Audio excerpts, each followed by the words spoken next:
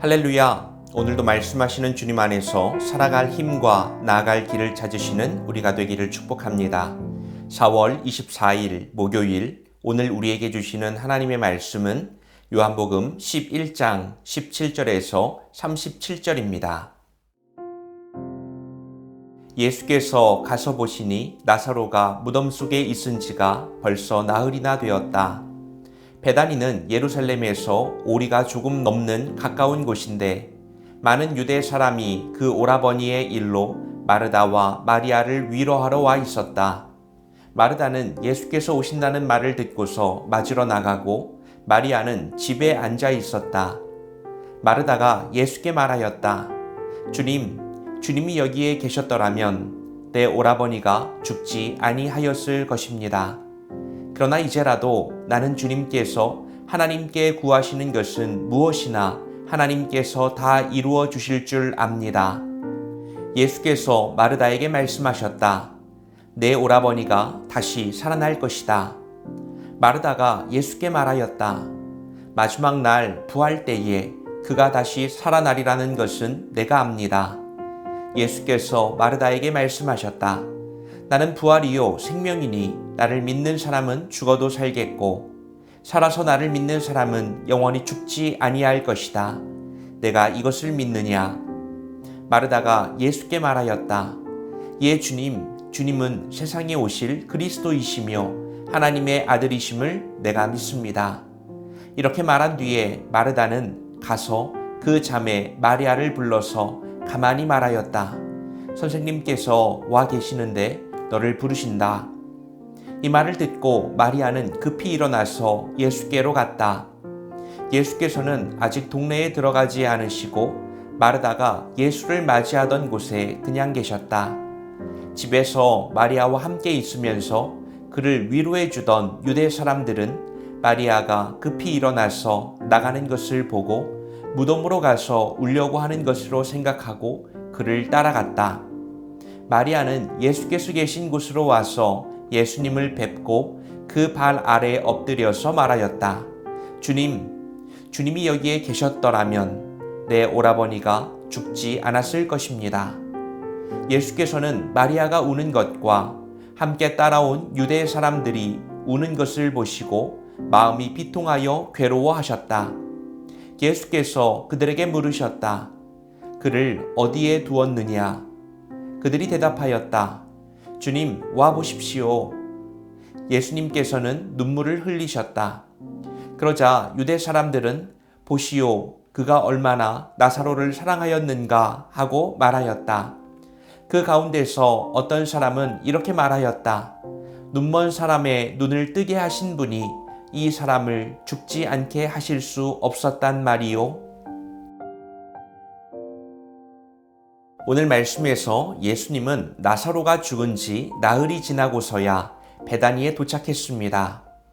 이미 장례는 끝이 났고 슬픔은 정점에 다다랐습니다. 예수님을 맞이하는 나사로의 누이 마리아와 마르다는 각각 예수님이 진작 계셨더라면 병을 고치시지 않았겠느냐며 아쉬움을 토로합니다. 마르다와 예수님, 그리고 마리아와 예수님의 대화를 보면 사람이 죽음을 어떻게 생각하는지, 그러나 예수님은 죽음을 어떻게 여기시는지 그 차이가 드러납니다. 예수님이 나사로가 살아날 것이다 말씀하시자 마르다는 네, 마지막 때에 부활이 있을 것을 믿습니다.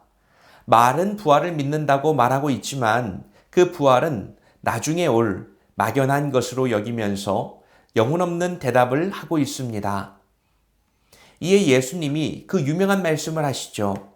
나는 부활이요 생명이니 나를 믿는 사람은 죽어도 살겠고 살아서 나를 믿는 사람은 영원히 죽지 아니할 것이다. 내가 이것을 믿느냐? 마르다는 다시 한번 네, 주님은 그리스도이시고 하나님의 아들이심을 믿습니다. 대답을 합니다. 여전히 뭔가 진정성이 느껴지지 않는 답변이었습니다. 이후에 예수님은 마리아를 부르십니다. 마리아는 예수님의 발 앞에서 울었고 예수님은 그 눈물을 보시며 마음의 비통함을 느끼셨고 함께 우셨습니다. 자, 오늘 말씀에는 여러 가지 의미와 또 메시지가 교차되고 있는데요. 죽음을 향한 불가항력성, 그러나 그것을 뛰어넘으시는 예수님의 모습, 그럼에도 그것이 나의 사건이 아니라 막연한 미래의 어떤 것이라고 여기는 모습들, 함께 울고 계시는 인간적인 예수님의 모습 등등이 드러납니다. 자, 오늘 말씀을 통하여 우리는 무엇을 깨달을 수 있습니까? 첫 번째로, 나는 예수님이 지금 역사하실 수 있다고 믿나요? 아니면 이미 늦었다고 생각하시나요? 오늘 말씀에서 나사로의 죽음을 대하는 그의 누이 마르다와 마리아는 예수님에 대하여 공통적인 반응을 보이고 있습니다. 일종의 체념하는 모습인데요. 나사로가 죽기 전에 바로 그때 예수님께서 계셨더라면 이라고 아쉬워하고 있는 겁니다. 이건 예수님이 계시면 문제가 해결될 수 있습니다 라는 믿음의 고백이 아니라 이제는 예수님이 오셔도 어쩔 수 없습니다. 모든 상황은 끝났습니다. 바로 단념하는 모습을 보여주고 있는 것입니다. 여러분, 그런데 부활은 죽음을 넘어서는 사건입니다. 예수님은 거의 다 되어가는 일들에 숟가락을 얹으시는 분이 아니라 불가능한 일을, 상상도 할 수 없는 그 일을 가능하게 하시는 신비의 주님이십니다. 이것은 생명으로 죽음을 뛰어넘는 초월을 말하는 것입니다.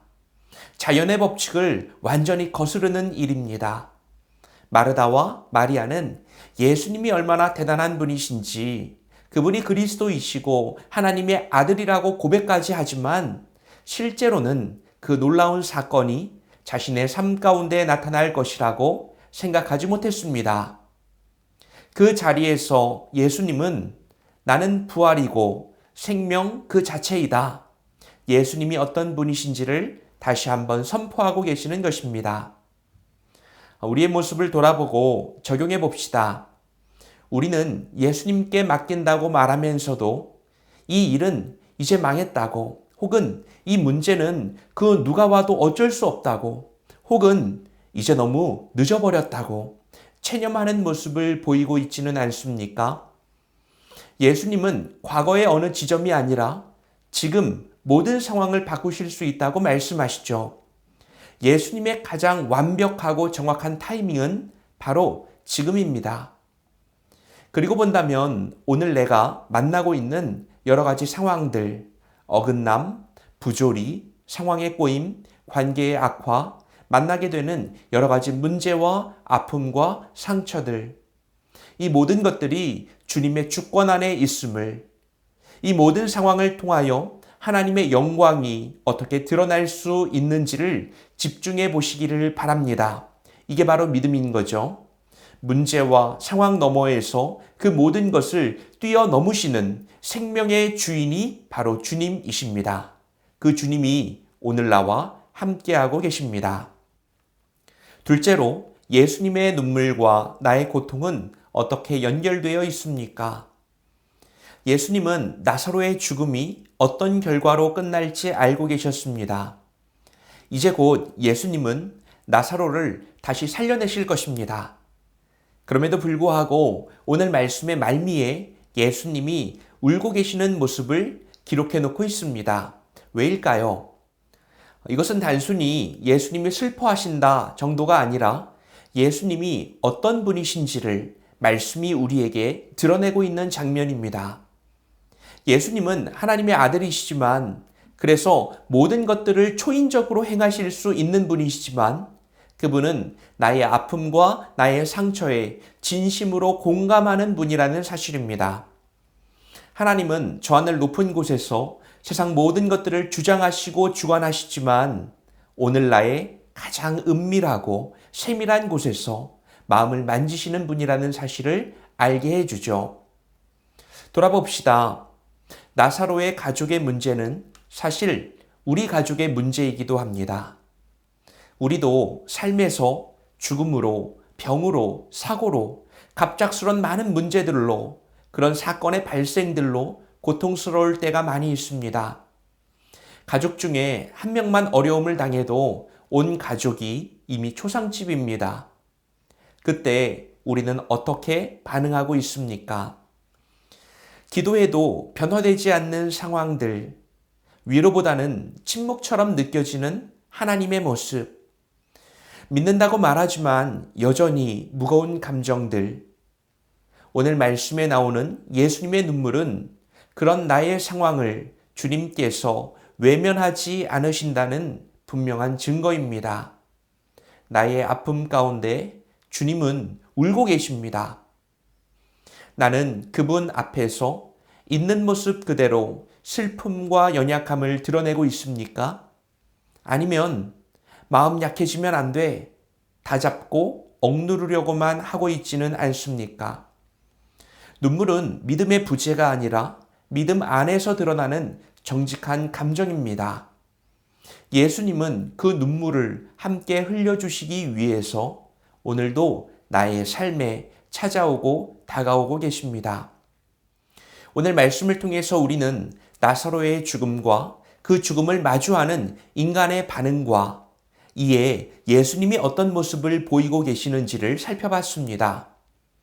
죽음은 인간에게는 끝이지만 하나님에게는 생명이 드러나는 통로일 뿐입니다.